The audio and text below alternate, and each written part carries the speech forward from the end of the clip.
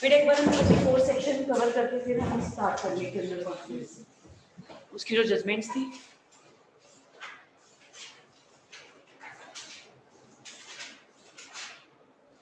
महबूब शाह वाला कर लिया था। यस, नेक्स्ट लिखिए, नेक्स्ट लिखिए। इंदर सिंह केस,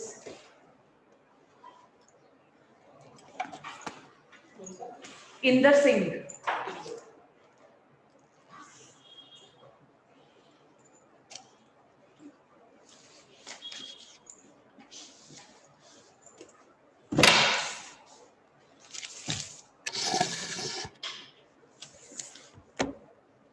आज हमने जब इंदर सिंह का किया, 4 लोग क्राइम करने गए तो देखा तो जो इसको उन्होंने टारगेट किया था वो वहां नहीं था, वो एग्रीकल्चर फील्ड्स पे गया हुआ था।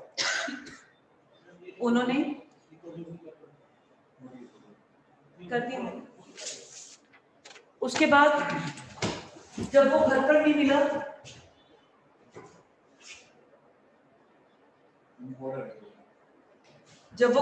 मिला, तो उनमें से एक आदमी वहां पर वेट कर रहा था घर के मेन डोर पर, और बाकी सारे फील्ड्स पर चले गए। जब वो मेन डोर पर वेट कर रहा था, वो नहीं आया, उसका लड़का आ गया और उसने रिवेंज लेने के लिए उसको ही मार दिया।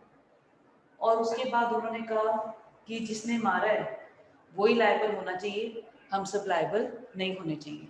क्लियर है प्लीज? कोर्ट ने क्या बोला? सारे ही लायबल होंगे। क्यों? लड़के को इसलिए मारा कि अब लड़का देख चुका था कि वो घर पर वेट कर रहे हैं, अगर लड़के को ना मारता तो वो जाकर बता देता, तो उनका जो प्लान है वो खत्म हो जाता। तो जो हुआ है that is in furtherance of common intention, और इसलिए उन्होंने कहा कि वो भी लायबल होगा। इसमें लिख लीजिए, इन इंदर सिंह केस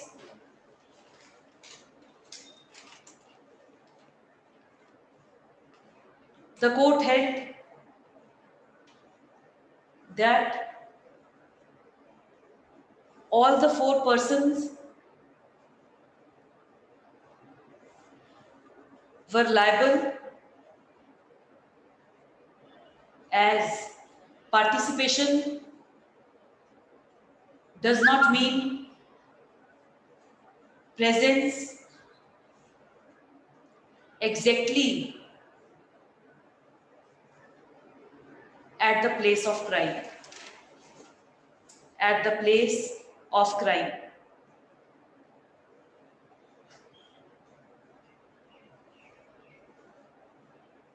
हाँ जी, एक केस में विक्टिम के घर जा रहे थे तो वहां पर दोनों में फाइट स्टार्ट हो गई।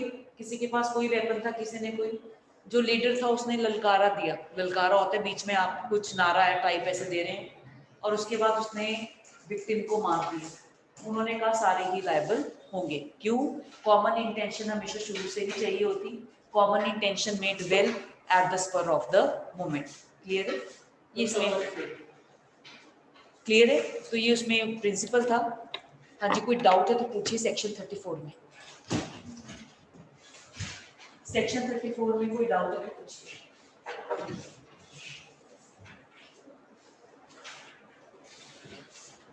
हाँ जी, एक का इंटेंशन ड्रॉप हो गया, एक का इंटेंशन ड्रॉप कर दिया और वो चला गया वहां से।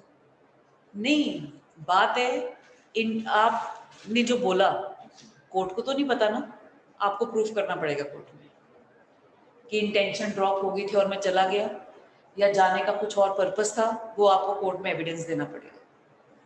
अगर एक्ट होना शुरू हो ही गया है, आप देखना टाइम ऑफ ड्रॉपिंग इंटेंशन भी बड़ा इंपॉर्टेंट है।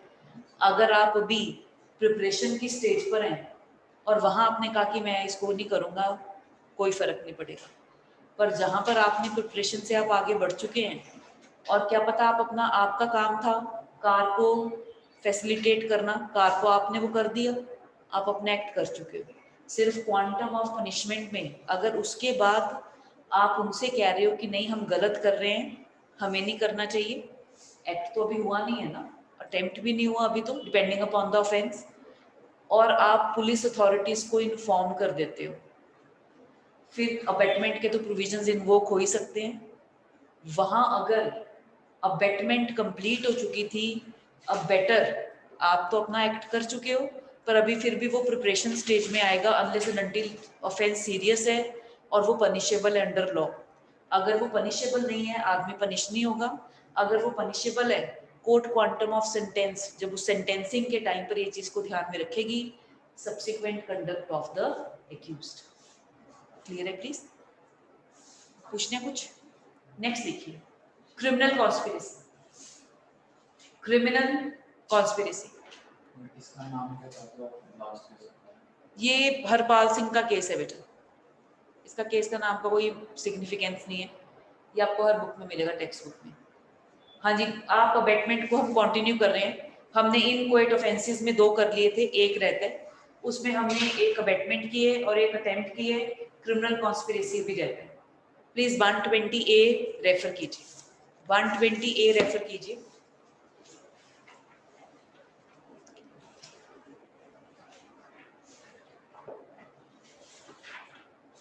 Definition of criminal conspiracy. When two or more persons agree to do or cause to be done an illegal act or an act which is not illegal by illegal means, such an agreement is designated a criminal conspiracy.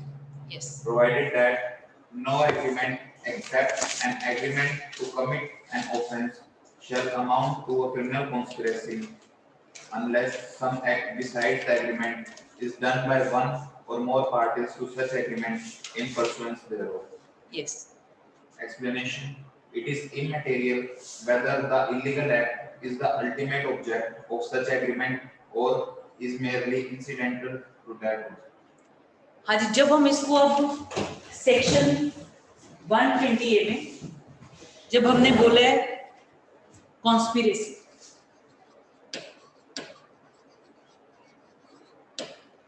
हाँ जी, conspiracy 2 चीजों के लिए हो सकती है। पहला है to commit illegal act, second है act which is not illegal by illegal means. जो वर्ड इलीगल है वो आपके सेक्शन 43 में डिफाइंड है, बेटा रीड करना। इलीगल,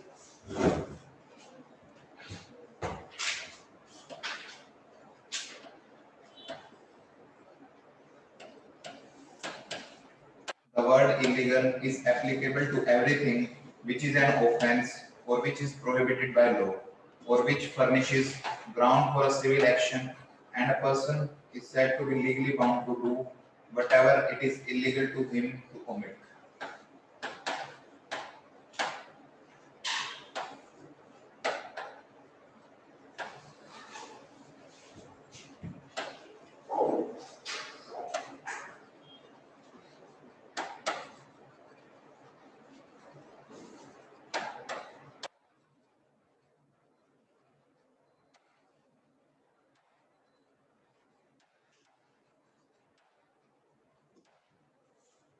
हाँ जी, हमने कहा 3 चीजों के लिए हो सकता है। अब क्रिमिनल कॉन्स्पिरेसी किस चीज के लिए हो सकती है? जब हमने क्रिमिनल कॉन्स्पिरेसी की बात की, आपके 120A में तो 2 ही हैं, चाहे इलीगल एक्ट या act which is not illegal by illegal means. हमने इलीगल को आगे देखा। इलीगल में 3 तरह के एक्ट कवर हो सकते हैं, which is an offence, which is prohibited by law, या फिर which furnishes the ground for civil action. तो जब हमने देखा कॉन्स्पिरेसी अब 3-4 पर्पसेस के लिए हो सकती है। कौन कौन से? पहला ये, दूसरा ये, तीसरा ये और चौथा ये। 4 हो गए ना? 4 चीजों के लिए क्रिमिनल कॉन्स्पिरेसी हो सकती है, और इसमें हम पहले को सेग्रीगेट कर रहे हैं।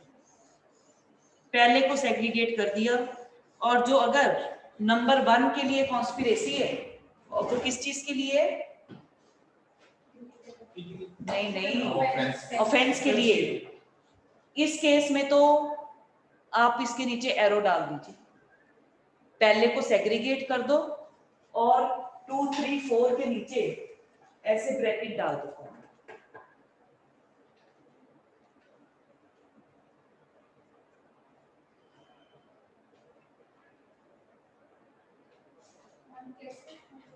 अरे इसको ब्रैकेट कर दो ना, प्रिंसिपल क्योंकि सेम आएगा, इसको ऐसे ब्रैकेट करो। 2, 3, 4 के लिए कॉमन प्रिंसिपल है और 1 के लिए अलग है। इसमें लिखो वेयर क्रिमिनल कॉन्स्पिरेसी, इसके अंदर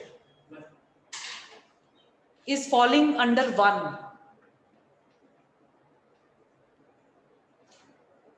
mere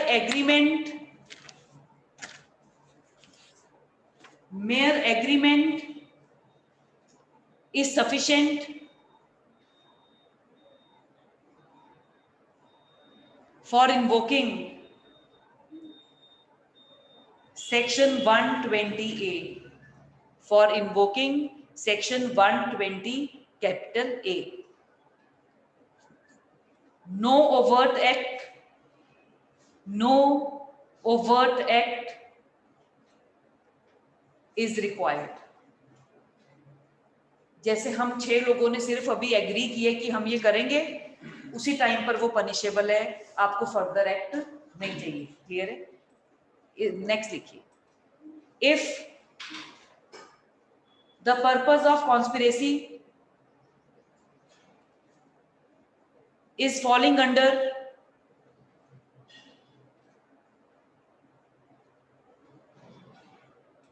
to, 3 or 4, then mere agreement is not sufficient and overt act must be committed.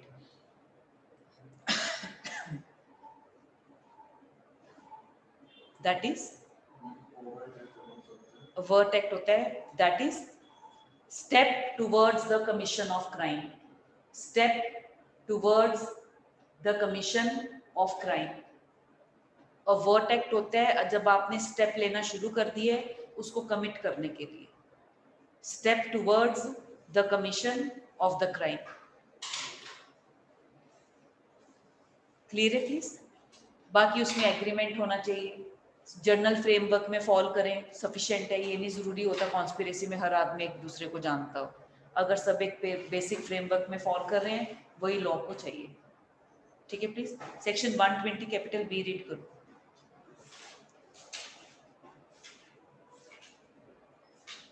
Punishment for criminal conspiracy. Whoever is a party to a criminal conspiracy to commit an offence. Underline कर लो, to punishable commit an offence, क्योंकि criminal conspiracy बहुत 4 चीजों के लिए हो सकती है, हमने सिर्फ अभी 1 लिए, टू कमिट एन ऑफेंस। आगे punishable with death, imprisonment for life, or rigorous imprisonment for a term of 2 years or upwards, shall, where no express provision is made in this code for the punishment of such a conspiracy, be punished in the same manner as if he had abetted such offence. Place आगे Whoever is a party to a criminal offence other than a criminal conspiracy. who is a party to a criminal conspiracy other than a criminal conspiracy to commit offense, इसमें fall कर रहे हैं 2, 3, 4, prohibited by law, furnishes a ground for civil action, या फिर an act which is not illegal by illegal means.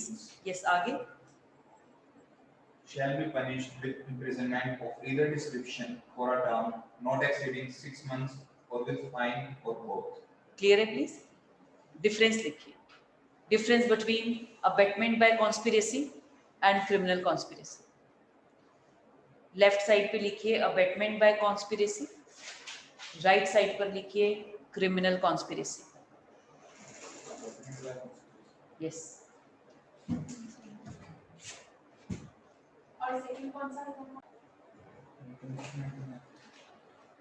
चलो punishment तो छोड़ो ना, कंसेप्ट में बताओ।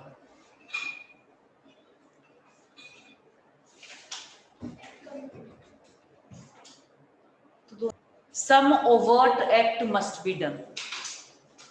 अबेटमेंट बाय कॉन्स्पिरेसी में some overt act must be done.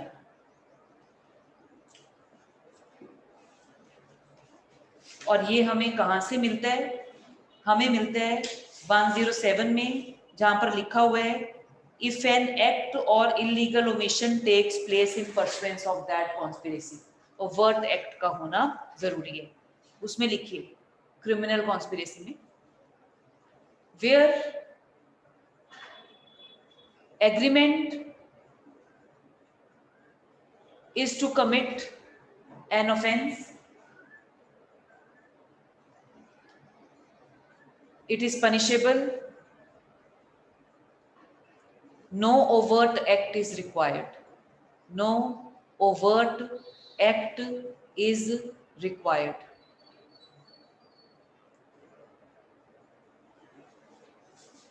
और डायरेक्टली उसमें होता है अबैटमेंट में बाय कॉन्स्पिरेसी में कॉन्सिक्वेंसेस हो सकता है कुछ और, इसमें पता होता है कॉन्सिक्वेंसेस, उसमें भी पता होता है बेटा, अगर एक्ट डिफरेंट कमिट हो जाए वो तो इसमें भी हो सकता है क्रिमिनल कॉन्स्पिरेसी में। जब जितने ज्यादा लोग इन्वॉल्व होते हैं उतनी ज्यादा डायमेंशंस खुल जाती हैं, क्योंकि मीटिंग ऑफ माइंड तो जरूरी है, पर जब क्राइम करना शुरू होता है हर किसी का थिंकिंग प्रोसेस डिफरेंट होता है। अब फॉर एग्जाम्पल क्रिमिनल कॉन्स्पिरेसी थी कि ए को मारना है, वो चले गए मार दिया, आते हुए अमीर आदमी था, मंदिर में भगवान को सोने के और हीरे के गहने चढ़ा रखे थे। एक ने सोचा बच्चे का एडमिशन हो जाएगा आराम से, मारा तो है ही, उसको भी ले जाओ। उनमें से हो सकता है एक की पर्सनल एनिमिटी हो, उन्होंने तो कहा था सिर्फ डराना है, उसने जान के अपनी खुंदक निकालने के लिए उसको बीच में स्टैब ही कर दिया। तो हम ये नहीं कह सकते कि क्रिमिनल कॉन्स्पिरेसी अगर है तो सबका क्या इंटेंशन है, वो इंटेंशन एक मेंटल एलिमेंट है जो हमें पता नहीं चलता, तो वो वेरी कर सकता है फ्रॉम पर्सन टू पर्सन। ठीक है प्लीज। अबैटमेंट किसके लिए हो सकता है? यस, अबैटमेंट सिर्फ ऑफेंस के लिए, और क्रिमिनल कॉन्स्पिरेसी लीगल एक्ट के लिए भी बाय इलीगल मींस 2, 3, 4 के लिए भी तो हो सकता है। इसमें लिखिए abatement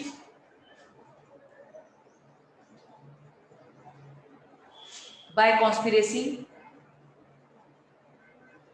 must be for an offense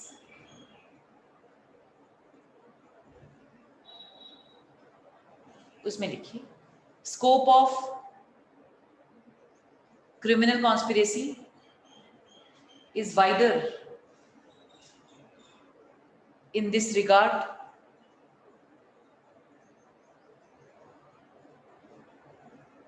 as it could be, आप इसको आगे लिख लेना, any act prohibited by law or which furnishes a ground for civil action or an act which is not illegal by illegal means। आगे abatement में और क्या चाहिए?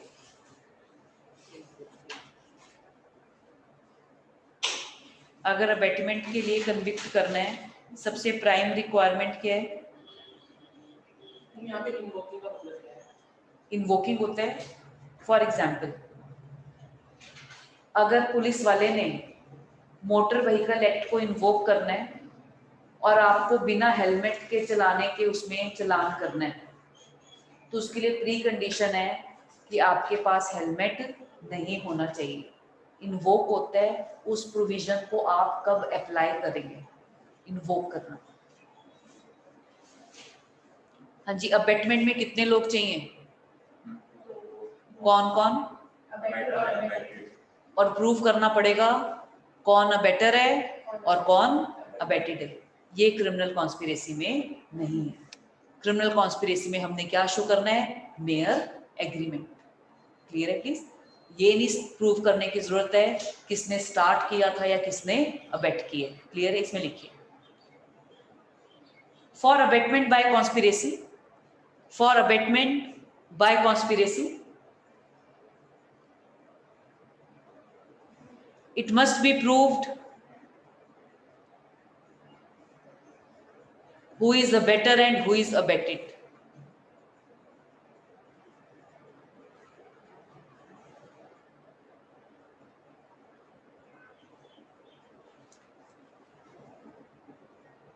That is, who has engaged whom? क्योंकि आपके 107 के सेकेंडली में लिखा हुआ है एंगेजिंग विद वन और मोर देन पर्सन, एंगेज कर रहे हो, क्लियर है? Who is engaging whom, criminal conspiracy में लिखिए.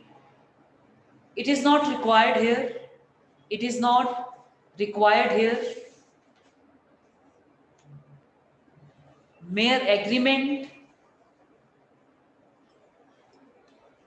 mere agreement between two or more persons for any of the prescribed objective is sufficient.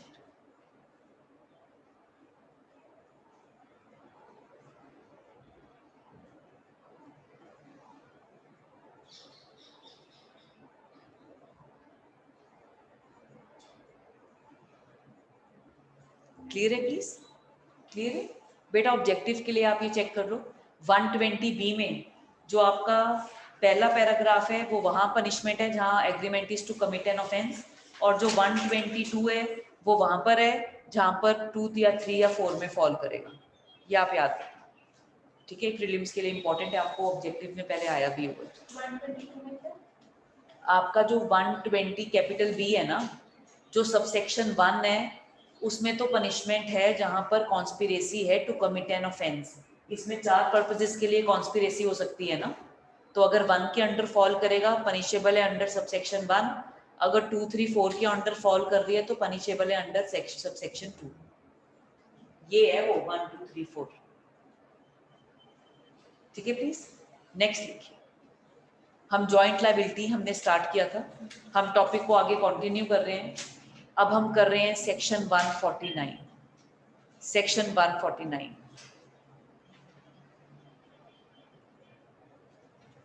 149 निकालिए.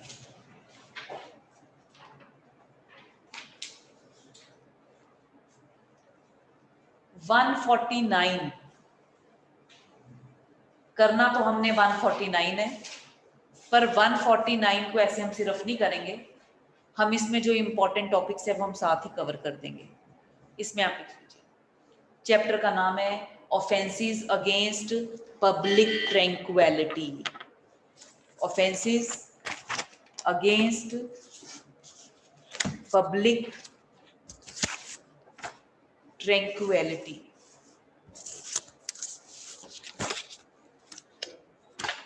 Tranquillity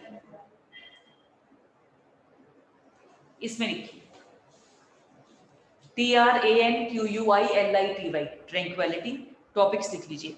unlawful assembly, unlawful assembly,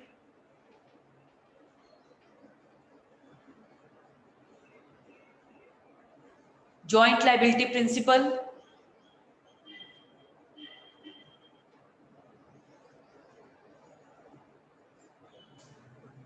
रियोटिंग,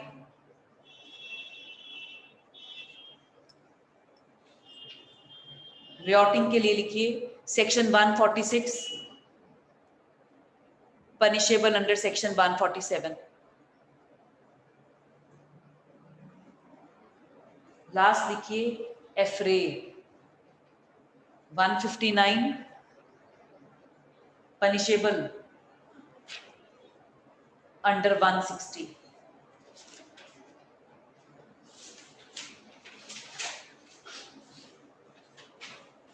पहले रियोटिंग ही निकालिए, 146 निकालिए. रीड कर बेटा. Whenever force or violence is used by an unlawful assembly, underline कर लीजिए. Force और violence used by unlawful assembly. Rioting के आगे लिख लीजिए अनलॉफुल असेंबली, नोटबुक में unlawful assembly plus violence. Unlawful assembly plus violence is equal to rioting.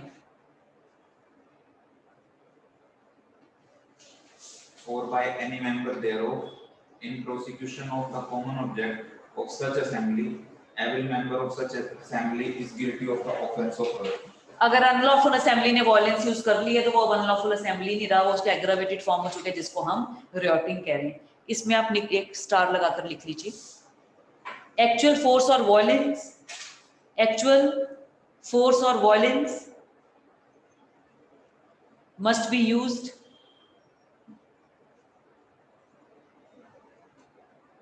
mere show of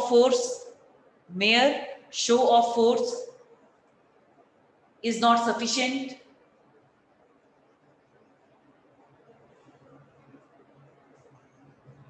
All members need not use force. All members need not use force.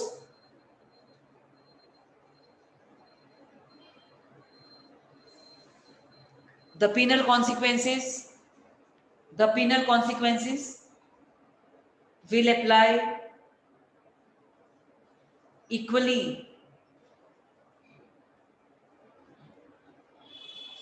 to all of them. अगर उनमें से कोई भी force और violence use करता है, सबको against panel consequences होंगे। ठीक है प्लीज। इंग्लिश लॉ में एक टर्म है राउट, ROUT, और हमारे यहाँ पर क्या है, रियोट, RIOT। दोनों का मीनिंग लिख लो। राउट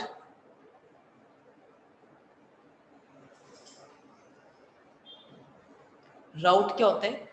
जब अनलॉफुल असेंबली चल पड़ी है, क्लियर है, उसको हम राउट कहते हैं। उसमें लिख लीजिए, अ राउट, ROUT, is nothing more than an unlawful assembly on the move, निकल चुकी है।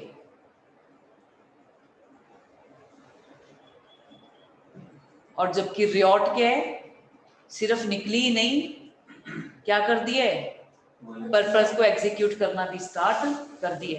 Whereas riot is an unlawful assembly which has actually begun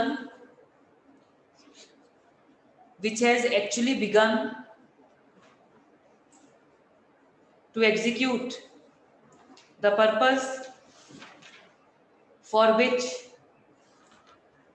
it is assembled,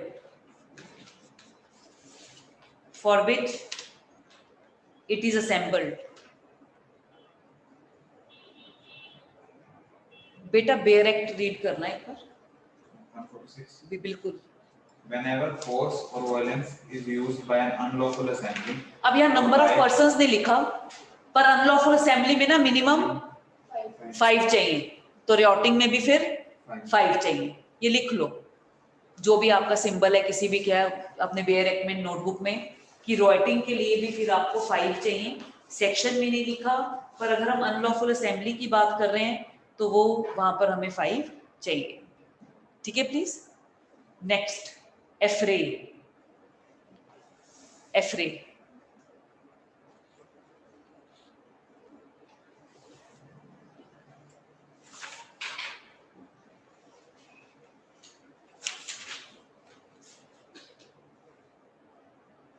एफ्रे के लिए 159 निकालिए। 159 बेटा रीड कर। When 2 or more persons by fighting in a public place disturb the public peace, they are said to commit an act. बेटा एक और आपको चीज पता होनी चाहिए, इसमें 2 वर्ड यूज हैं, फोर्स और वॉयलेंस। फोर्स कहाँ हमारे आईपीसी में डिफाइंड है, कौन से चैप्टर में? चैप्टर कौन सा है? अरे पहला चैप्टर कौन सा किया हमने? बॉडी। तो फोर्स सिर्फ किसके अगेंस्ट यूज हो सकती है? ह्यूमन बॉडी के अगेंस्ट। स्कोप वाइडर है, अगर वॉयलेंस पे यूज किया है इसका मतलब प्रॉपर्टी के अगेंस्ट भी यूज हो सकता है। क्लियर है प्लीज? इसलिए उन्होंने फोर्स और वॉयलेंस को यूज की है, क्योंकि आईपीसी में जो फोर्स है वो सिर्फ बॉडी, ह्यूमन बॉडी के अगेंस्ट यूज हो सकता है, वॉयलेंस आप ऑब्जेक्ट्स के अगेंस्ट भी यूज कर सकते हैं। ठीक है प्लीज। एफ्रे बेटा रीड कर। एफ्रे, When 2 or more persons by fighting in a public place disturb the public peace, they are said to commit an affray. रॉयटिंग के लिए कितने लोग चाहिए? 5 5. और एफ्रे के लिए 2 or 2 2 या मिनिमम 2. क्लियर है? यस, आगे रीड कर. Punishment for committing affray. Yes. Whoever commits an affray shall be punished with imprisonment of either description for a term which may extend to 1 month, or with fine which may extend to 100 rupees, or with both. इसमें लिख लीजिए ingredients for एफ्रे.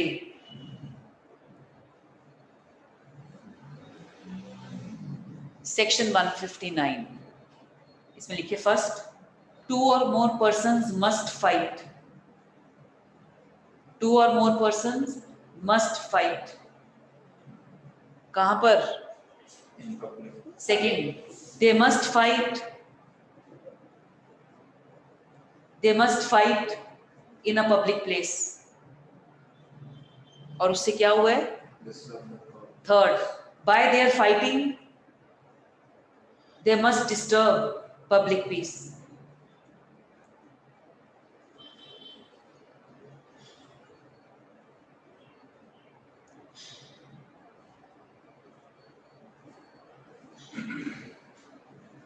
Quarrel और fighting में क्या फर्क है? Use of force. जो हम क्वेरल कहते हैं ना, Normally, वो तो हल्का फुल्का जो मुंह से हम बोल रहे हैं, आर्गुमेंट्स करने, वो क्वेरल है. क्वेरल फाइट कब होगा? जिसमें लिटिल बिट फोर्स का इस्तेमाल हो जाए. क्वेरल को हम नोक झोंक भी कह सकते हैं. क्लियर है? नोक झोंक. और फाइट क्या होगी हिंदी में? फाइट क्या होता है? लड़ाई. तो जब लड़ाई और नोक झोंक में फर्क होता है, नोक झोंक मुंह से ही चलती है, लड़ाई में हाथ पैर भी चल सकते हैं. क्लियर है? तो जब हम बात कर रहे हैं, तो जब इसमें क्या लिखा है? फाइट. तो सिर्फ नोक झोंक काफी नहीं है, यूज ऑफ लिटिल फोर्स भी होना चाहिए. टर्म तो आता है बैटरी किसमें? In fighting. force. वो टॉट है बेटा, जो आप कह रहे हैं ना. यस. तो अब जो आपने बोला ना, हम असॉल्ट कर चुके हैं. वैसे असॉल्ट और बैटरी वहां पर है, तो यहाँ पर वो क्रिमिनल फोर्स और असॉल्ट है. यस. क्या लिखा अभी आपने? Ingredients by their fighting, they must disturb public peace. 160 में पनिशमेंट है, वो आप रेफर कर लेना. डिफरेंस लिखो बेटा रॉयटिंग और एफ्रे में. ये आप बता दीजिए. पहला बता दीजिए. Persons उसमें 2. ओके, पहला लिख लीजिए नंबर ऑफ पर्सन्स. आप खुद इलेबरेट कर सकते हैं. एफ्रे में कितने चाहिए? 2 और मोर. और उसमें रॉयटिंग में 5, मिनिमम 5 चाहिए. और पहला है नंबर ऑफ पर्सन्स. आगे use of force to violence. तो नहीं है. पर हमने तो डिफरेंस करना है.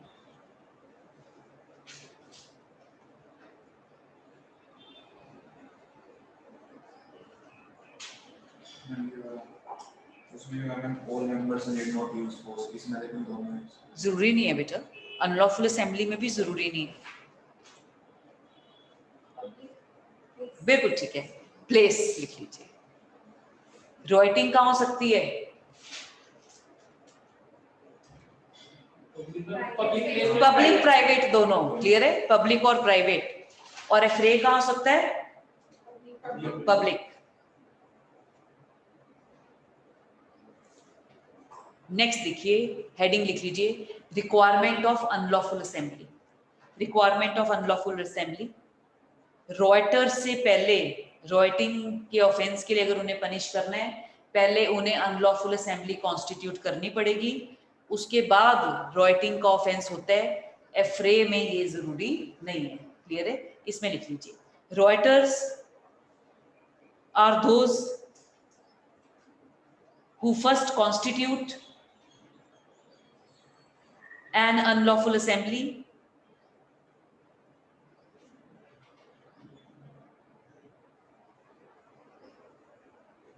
an affrayer need not do so. An affrayer need not do so.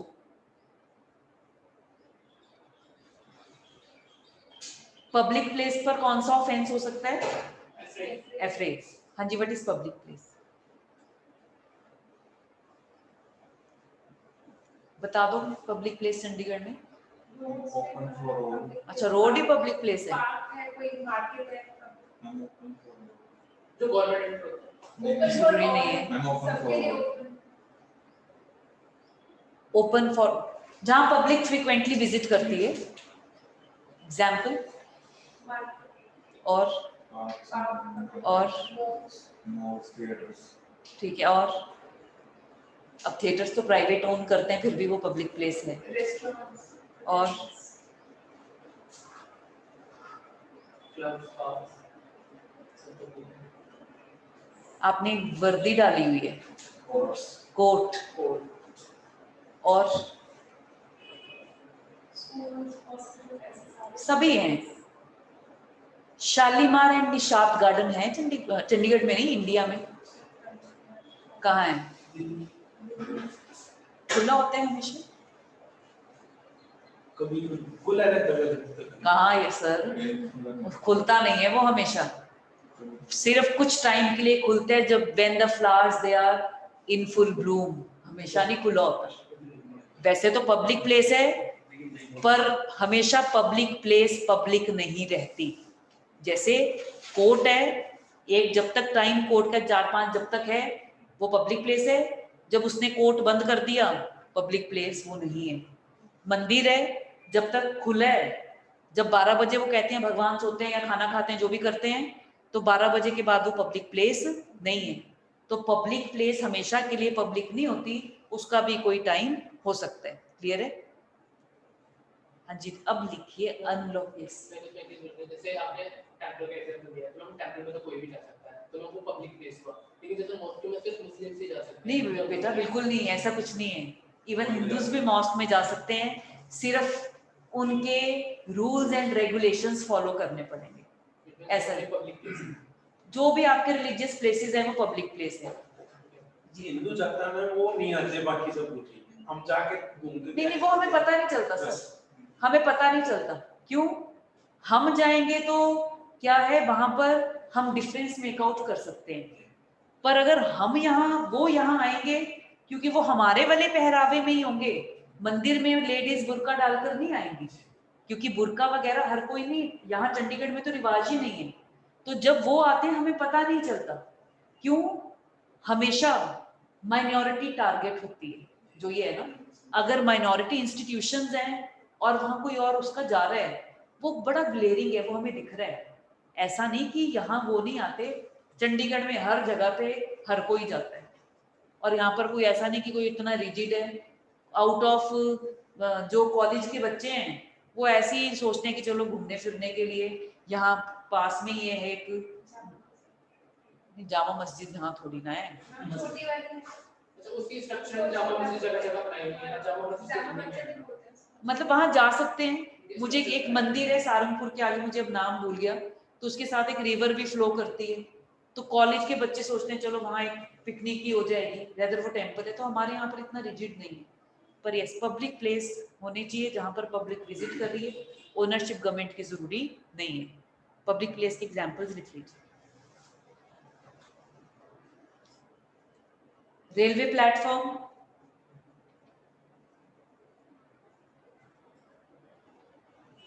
Theatre, market, passenger train,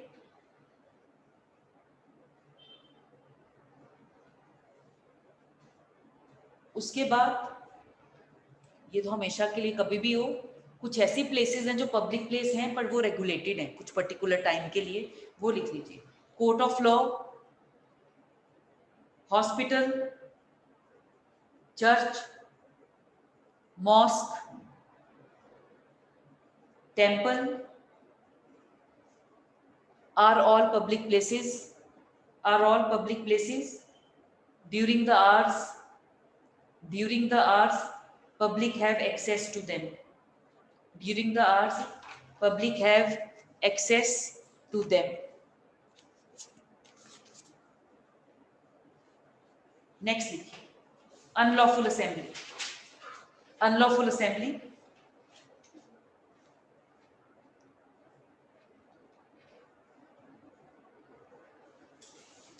पहले 149 निकालिए। जो ये जॉइंट लायबिलिटी का प्रिंसिपल है वो 149 में है। हाँ जी 149 निकालिए, रीड करना बेटा इसको।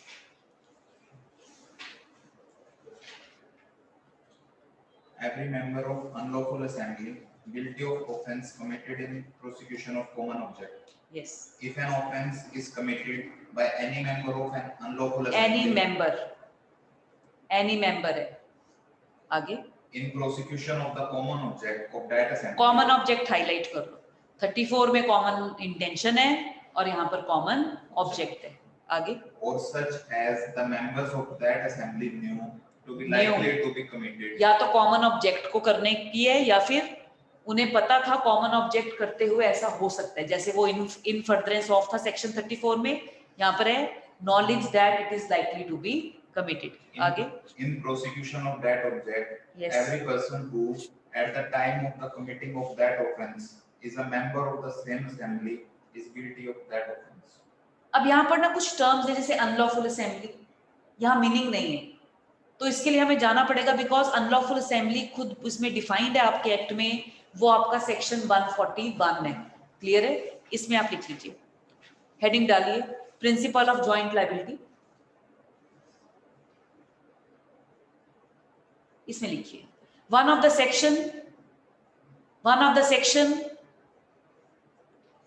that has inculcated principle of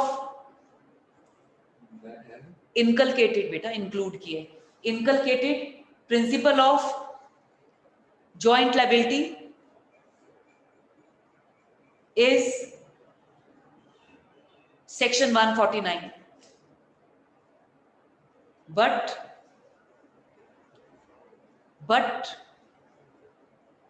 the term unlawful assembly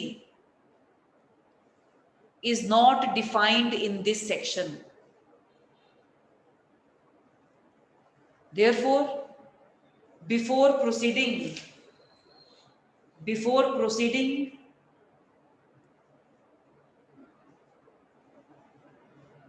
with section 149, we should first deal with unlawful assembly. We should first deal with unlawful assembly.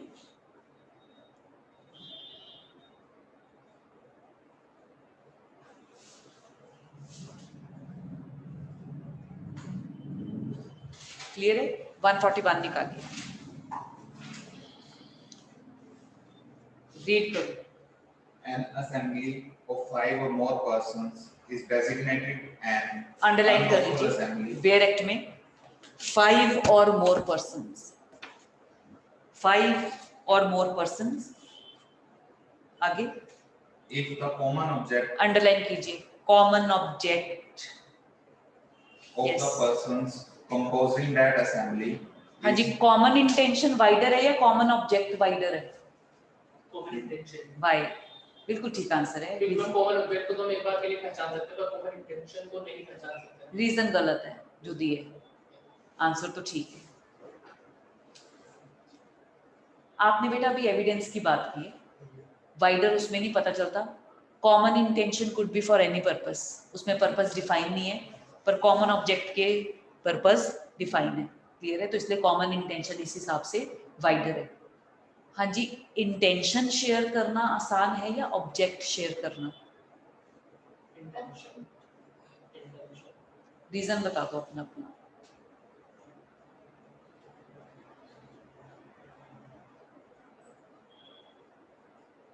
थोड़ा टाइम पहले जब किसान आंदोलन शुरू हुआ था तो वकीलों ने रैली निकाली थी सेक्टर्स में से, फ्लैग्स थे उनके हाथ में और सब। अब उनका कॉमन ऑब्जेक्ट है, क्या हमें कॉमन ऑब्जेक्ट को पहचानने में देर लगी? क्यों?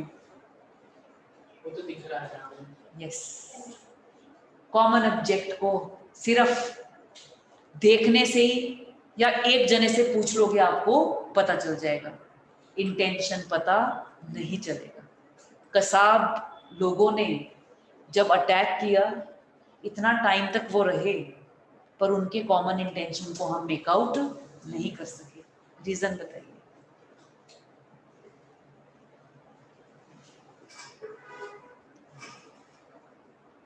आप इतने लोग बैठे हैं, 1 महीना 2 महीना तो हो ही गया है, आप आपस में सब अच्छी तरह जानते हैं खुद को, आपस में एक जना दूसरे जना को अच्छी तरह जानते हैं। कैसा रिलेशन है आप सब में? Common object. अरे ऑब्जेक्ट छोड़ो आप, ज्यादा पढ़ लिया आपने अब। कलीग्स हैं तो बड़ा फॉर्मल रिलेशन है। क्या आप में से कोई अपना माइंड शेयर करता है एक दूसरे के साथ? नहीं। ठीक है, आप आ रहे हो, आप अपना करो यार, मुझे अब हरियाणा क्लियर करना है, आप अपना ऑब्जेक्ट शेयर कर रहे हो, माइंड क्यों नहीं शेयर कर रहे? रीजन?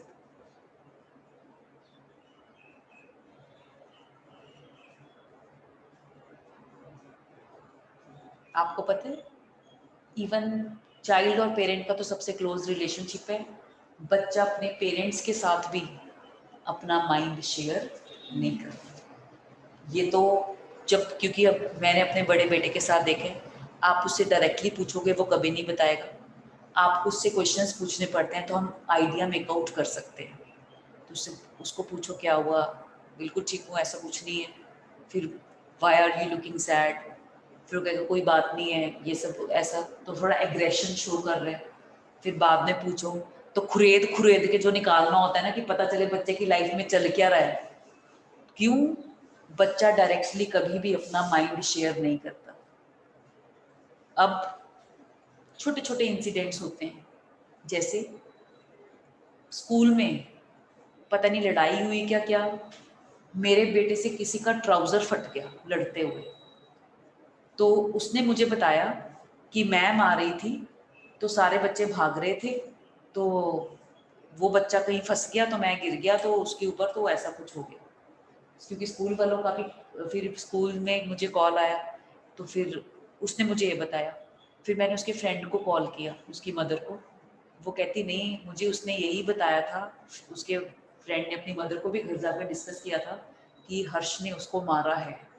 अब आप देखिए, बच्चा रियल चीज़ डिस्क्लोज नहीं कर रहा। तो फिर जब ये किंडर गार्डन में था, छोटा था, तो इसका ऊपर पानी गिर रखा था कपड़ों के ऊपर, क्योंकि हम सिंगल साइडेड सोचते हैं पर हमें नहीं पता होता बच्चे का एक्शन और रिएक्शन क्या है। तो वो एक सरदार जी ने गिरा था, तो इसने मुझे कहा कि उसने मुझे गीला कर दिया, मैं बहुत परेशान हुआ ये वो। फिर मैंने स्कूल में कॉल किया, उसने मुझे बताया कि हर्ष ने उस सरदार बच्चे का जो पगड़ी थी जिसको इतना सिगनी, वो खोलकर वो सारी क्लास में लेकर उसे घूम रहा था, और उसने एंगर में आकर उसको ऊपर पानी गिर दिया। फिर जब स्कूल वालों ने बताया, फिर तो वो लगता है कि इसकी ज़्यादा मिस्टेक है, उसने रिएक्ट किया। तो जब हम कहते हैं इंटेंशन मेंटल एलिमेंट है, इंटेंशन के लिए फेथ ट्रस्ट आपको रिपोज करना पड़ता है दूसरे में। अगर दूसरा आपका फेथ जीत जाता है कि हाँ by heart, core of the heart मैं तेरे साथ हूँ, तब वो अपनी इंटरनल चीज़ें डिस्कस करना स्टार्ट करते हैं। हम आपस में कोई अपनी पर्सनल लाइफ डिस्कस नहीं करता, हमारा रिलेशनशिप उस लेवल का नहीं है कि हम आपस में अपनी पर्सनल लाइफ शेयर करें। पर है कुछ स्टूडेंट्स जिनसे आप वो पर्सनल बॉन्डिंग शेयर करते हो। डॉली थी यहाँ पर स्टूडेंट, वो यहाँ पर आई, उसके साथ मेरा बॉन्डिंग डिफरेंट है। इवन अगर मुझे कोई बेस्ट लड़का मिलेगा कि हाँ जो मुझे लगता है एलिजिबल है, तो सबसे पहले मैं उसी को ही बताती हूँ कि एक लड़का है नज़र में, तो तू देख ले अगर तुझे ठीक लगे तो वो क्योंकि उसका मैरिजेबल अब एज हो गया है, she is a very brilliant. मुझे लगता है कि जो मैं पढ़ाती हूँ वो उसको और भी अच्छा कर कर पढ़ाती है, उसमें इतना ज़्यादा स्किल है उस बच्चे में। तो उसको अब वो रिलेशनशिप चेंज हो चुके हैं, वो ट्रस्ट रिपोज करती है 100% की, वो अपना बिल्कुल सब हम शेयर करते हैं आपस में। क्यों? वो रिलेशनशिप ग्रो की है। तो जब हम इंटेंशन की बात करते हैं, जब इंटेंशन आ जाता है किसी चीज़ में, आपको उस आदमी में पहले ट्रस्ट और फेथ, जितने भी ये इस्लामिक जो हैं ये रिबेलियंस और जो ये लोग टेररिज्म फैलाते हैं, कैसे ढूंढते हैं टारगेट? पेरेंट्स और फेथ ग्रो करते हैं एक दूसरे में, नहीं, फेथ के लिए भी तो लोग भी तो ढूंढने पड़ेंगे ना। तो इस तरह की इंटेंशन वाले लोग पता कैसे चलेगा इंटेंशन? मैम जो डिप्रेस्ड होते हैं वो अरे ऐसा कुछ नहीं है, उन्हें कैसे पता चलेगा कौन डिप्रेस है कौन बात नहीं? तो सही है कि वो इस तरह की विचार बातें कहाँ से, विचारधारा कहाँ से पता चलेगी? बॉन्डिंग बनाते हैं तभी वो अरे यार, बॉन्डिंग के लिए लोग भी तो होने चाहिए ना। बॉन्डिंग, वो बैठे हैं पाकिस्तान में, वो बैठे हैं इजराइल में, बॉन्डिंग कहाँ से बना लेंगे वो? सोशल यस, जो सोशल नेटवर्किंग साइट है। अगर मैं किसी एक पर्टिकुलर आदमी का इस्लामिक ग्रुप का लेक्चर डेली सुन रही हूँ और उनको सर्च कर रही हूँ, उनको सब नोटिफिकेशन वहां जाती है, वो उसको उनके लिए विजिबल है, तो वो लोगों को ट्रैक डाउन करते हैं कि किसका सोचने का तरीका क्या है। तो जब उन्हें इंश्योर हो जाता है कि यस ये हमारे ही सोच के लोग हैं, वो फिर उनको अप्रोच करते हैं, उन्हें टारगेट करते हैं। एकदम से नहीं करते, स्लोली वो उनके पर अपना फेथ देखते हैं कितना उनमें वो है, उन्हें वो रिजिड बना देते हैं। जो रेडिकल्स होते हैं ना, वो रेडिकल्स बन जाते हैं और वो इस तरह से उन्हें तैयार कर देते हैं, जो हम कहते हैं वो सोसाइटी में रहते हैं, फिर भी इवन पेरेंट्स को भी पता नहीं चलता कि वो कैसी एक्टिविटीज में इन्वॉल्व हो रहे हैं। तो जब हम बात करते हैं क्यों, आपने जब इंटेंशन शेयर करना है, उसके लिए आपको ट्रस्ट और फेथ रिपोज करना पड़ता है। क्योंकि हमने कंपैरिजन करना है 34 और 149 में, सबसे बड़ा फर्क ही यही है, कॉमन इंटेंशन वहां चाहिए और यहाँ कॉमन ऑब्जेक्ट चाहिए। Common intention could be for any purpose, common object इन्हीं में से 5-6 में से कोई होना चाहिए। Common object could be shared by large number of person, common intention इतने लोगों से शेयर नहीं हो सकता। क्लियर है? ये बेसिक डिफरेंस है। बेटा आगे रीड कर। First, to override by To overall. to override by criminal force or show of criminal force, the central or any state government or parliament. Overall होता है किसी को डरा देना, बट खाली डराना काफी नहीं है, उसमें क्या होनी चाहिए? Criminal force. Mayor overall is not sufficient, ये आपके प्रीलिम्स का क्वेश्चन है। उसके साथ क्या जरूरी है? Criminal force. क्लियर है? आगे। Or the legislature of any yes, state. Authorities mark कर लीजिए। First central government, second state government, third parliament, fourth legislature of the state, fifth public servant in exercise of lawful power of such public servant. अगर आप इनको किसी भी तरह से डरा धमका रहे हैं by show of criminal force, वो क्या बन जाएगा? 5 या 5 से ज्यादा, वो अनलॉफुल असेंबली हो जाएगा। आगे बेटा, ये 5 अथॉरिटीज है ना, central government, state government, parliament, legislature और any public servant in exercise of lawful power of such public servant. Clear है? Second, बेटा इसमें सारे आर्टिफिशियल पर्सन है जो पहले हमने पढ़े हैं, तो जरूरी नहीं है कि ये खुद थोड़ी ना डरेंगे। ऑब्वियसली जो लोग इनको रिप्रेजेंट कर रहे हैं, आप उन्हें थ्रेट करना चाहते हो। क्लियर है? जैसे मिनिस्टर है, सेंट्रल गवर्नमेंट को रिप्रेजेंट कर रहा है, तो कोई ग्रुप उन्हें डराना धमकाना चाहता है। अब सेंट्रल गवर्नमेंट तो खुद एक आर्टिफिशियल पर्सन है, उसको ऑपरेट करना पड़ता है थ्रू ह्यूमन एजेंसी।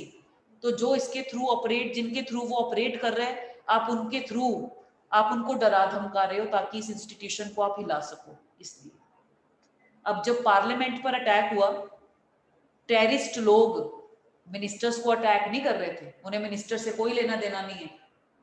जब हम करेंगे वेजिंग वॉर अगेंस्ट गवर्नमेंट, उन्होंने जो बिल्डिंग्स चूज किया वो बड़ा इंपॉर्टेंट था।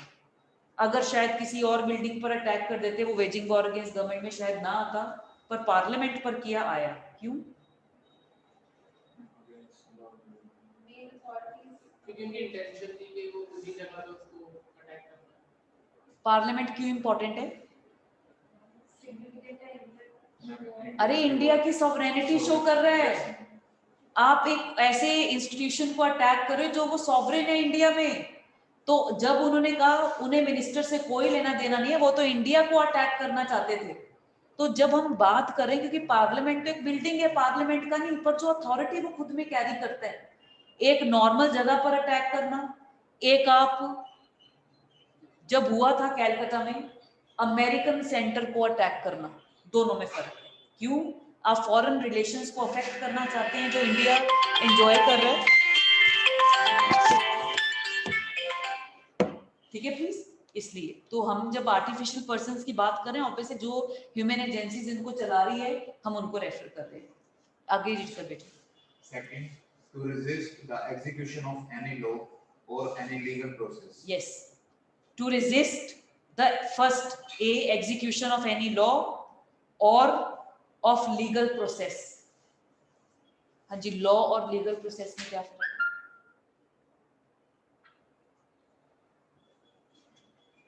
लॉ तो एक बॉडी है जो कॉन्स्टिट्यूशन ने बनाई है। नहीं नहीं, लॉ क्या है? लॉ तो रूल्स हैं। लॉ की बात कर रहे हैं जो स्टैट्यूट ने बना दिया। Prohibition of child marriage act, सारे लॉ हैं। हाँ जी, लीगल प्रोसेस। हम बोल सकते हैं हम लॉ में सब्सटेंटिव और प्रोसीजरल लॉ को प्रोवाइड नहीं तो बताना पड़ेगा ना कि लीगल प्रोसेस क्या होगा। जैसे जो लॉ के अकॉर्डिंग वर्क करता है और रूल्स रेगुलेशंस के अकॉर्डिंग जो प्रोसेस और आप उसमें रुकावट डाल रहे हैं। जैसे विक्टिम को जब उसने कंप्लेंट लॉन्च किया, अरेस्ट करना है, पुलिस ऑफिसर्स गए और उन्होंने अनलॉफुल असेंबली बनाकर उनको रोकना शुरू कर दिया, तो आप लीगल प्रोसेस को एग्जीक्यूट करने में प्रॉब्लम क्रिएट कर रहे हैं। क्लियर है प्लीज? नेक्स्ट, थर्ड रीड कर बेटा। To commit any mischief or criminal trespass or other offense. Yes, to commit any mischief or criminal trespass or other offence, ये थर्ड लिख दीजिए बेटा। अब इसमें मिसचीफ है, क्रिमिनल ट्रेसपास है, अदर ऑफेंस है, में क्या आएगा? तो वो कहते हैं कि अदर ऑफेंस है, या आपका उसमें इंटरप्रिटेशन ऑफ स्टैट्यूट में पढ़ते हैं a word is known by the company it keeps, ये उसमें प्रिंसिपल है। और इसमें कहते हैं जो अदर ऑफेंस है, क्या वो मिसचीफ और क्रिमिनल ट्रेसपास इजस्डम जेनरिस का प्रिंसिपल अप्लाई करना चाहिए ऑफ द लाइक नेचर। और इसमें जो अदर ऑफेंस है वो क्यों इंपॉर्टेंट है? क्योंकि जब आप ऑफेंस की डेफिनेशन को रेफर करेंगे, ऑफेंस फर्स्ट पैराग्राफ में फॉल नहीं करता for the purpose of section 141। यहाँ पर लोकल और स्पेशल लॉज भी कवर हो रहे हैं। बेटा सेक्शन 40 निकाल, सेक्शन 40 निकालिए। यस, रीड करें इसमें। Except in the chapters and sections mentioned in the clauses 2 and 3 of this section, yes, the word offense denotes a thing made punishable by this code. In chapter 4, chapter 5a, and in the following sections, namely section 64, 65. आपका जो second paragraph है ना उसमें है ना, वो read करो। हाँ। Section 64, 65, 66, 67, 71, 109, 1110, 112, 114, 115, 116, 117, 118, 19, 20, 187, 194, 195, यानी थर्ड में है ना? हाँ, थर्ड मतलब ऑफेंस के बाद जो दो पैराग्राफ है ना सेकंड पैराग्राफ में। And in sections 141, बेटा इसमें मेन बात ये है, जो आपके इसमें ऑफेंसेस मेंशन है, मिसचीफ और क्रिमिनल ट्रेसपास, ये किस नेचर के ऑफेंसेस हैं? प्रॉपर्टी। पर हम सिर्फ प्रॉपर्टी को इसमें नहीं, हम इसमें बॉडी भी इंक्लूड करेंगे। वो क्यों? क्योंकि जो ऑफेंस वर्ड है, जो इस सेक्शन 141 में ऑफेंस वर्ड है, उसको हमने पैराग्राफ जो थर्ड है उसमें जगह दी हुई है, और यहाँ पर स्पेशल और लोकल लॉज भी कवर होते हैं, और वहां पर वो कवर हो रहे हैं जिसकी इम्प्रिजनमेंट है 6 या 6 महीने से ज्यादा। क्लियर है? तो हमने इजस्डम जेनरिस का प्रिंसिपल अप्लाई नहीं करना, ये दोनों के अगेंस्ट हो सकता है, body as well as property. Clear है? प्लीज आगे रीड करो बेटा। or by means of criminal force or show of criminal force to any person. Yes, इसमें क्या क्या है? फर्स्ट, फोर्थ में first, to take or obtain possession of any property. Second, to deprive any person of the enjoyment of a right of way or of the use of water or of other incorporeal right of which he is in possession or enjoyment. Third, to enforce any right or supposed right. To enforce any right or supposed right. हाँ जी बेटी, supposed right.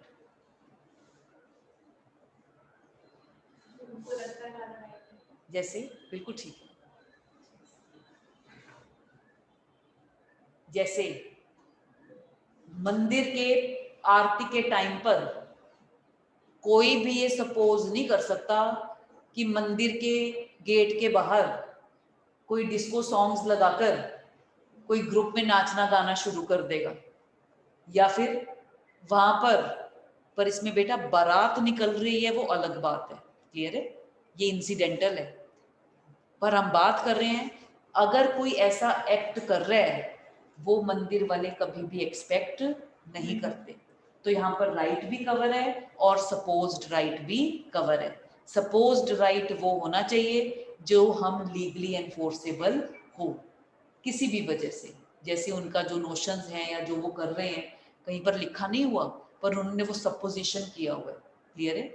जैसे mask में जाकर कोई drink कर रहा है, that is not क्यों हम कहें कि फ्रीडम ऑफ मूवमेंट है, जो मर्जी करो, हम कौन सा कुछ कर रहे हैं, नहीं। जब आप मॉस्क में गए हैं वहां पर उनका राइट है, वो वहां पर रेगुलेट कर रहे हैं चीजों को, आपको अपने कंडक्ट को रेगुलेट करना पड़ेगा। मंदिर में आपने कभी देखा है कि कोई जूते लेकर मंदिर में चढ़ गया हो? यहाँ ये कहीं लिखा नहीं हुआ, पर अब उनका ये सपोज्ड राइट है कि अगर कोई जूते लेकर चढ़ेगा वो उसको अलाउ नहीं करेंगे। ठीक है प्लीज? तो सपोज्ड राइट में ये आ जाता है। आगे Fifth, by means of criminal force or show of criminal force to compel. yes, first to compel any person to do what he is not legally bound to do, or second to omit to do what he is legally entitled to do। कुछ वो करने को मजबूर करना जो उसे नहीं करना चाहिए, और कुछ नहीं उसे करने देना जो उसे करना चाहिए। दोनों, कुछ कर पॉजिटिव भी है और नेगेटिव भी है।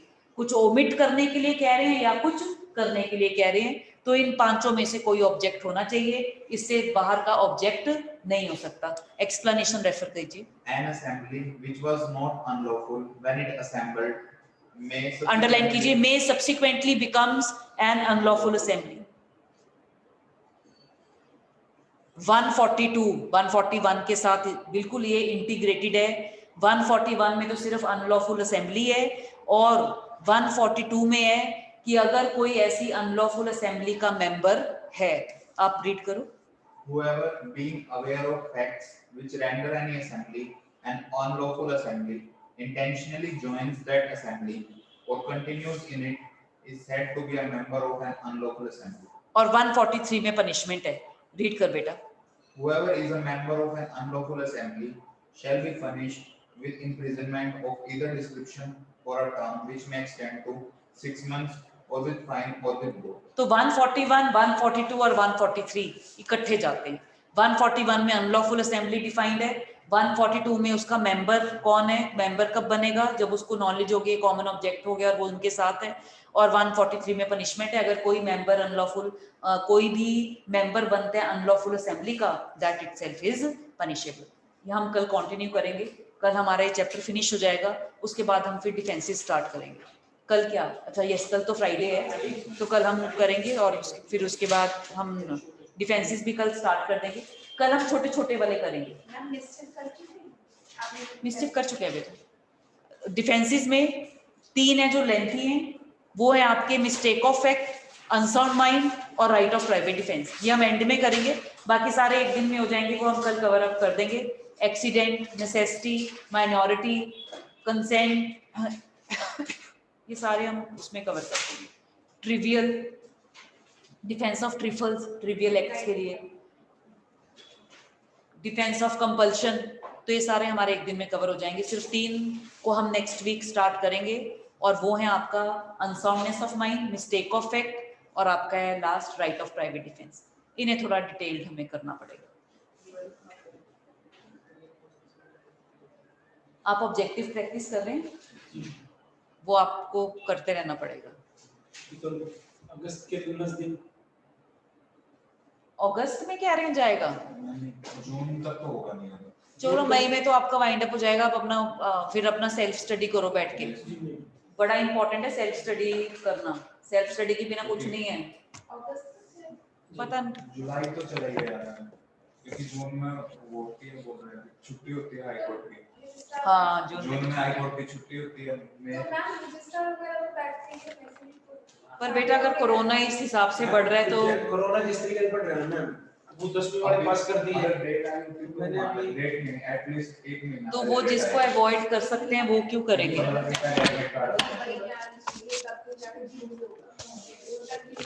एक साथ पूरे देश के ना एग्जाम में होगा, उस टाइम यूजीसी का भी होगा, इसका भी होगा, उसका भी होगा, कहाँ से हो जाएंगे? अलग अलग देने पड़ेंगे। हो जाएगा ना, ऐसा तो नहीं कि होगा ही नहीं। नहीं होगा बेटा। होगा तो 100%। एक बार तो ऐसे है कि मेंस 2-2.5 साल के बाद हुए, लिटिगेशन की वजह से जी रुक मैम, गया जी, था। जी। तो होता तो है, ये- देने वाला भी भूल जाता है तब तक कि मेंस देना है, पर एग्जाम तो होता ही है।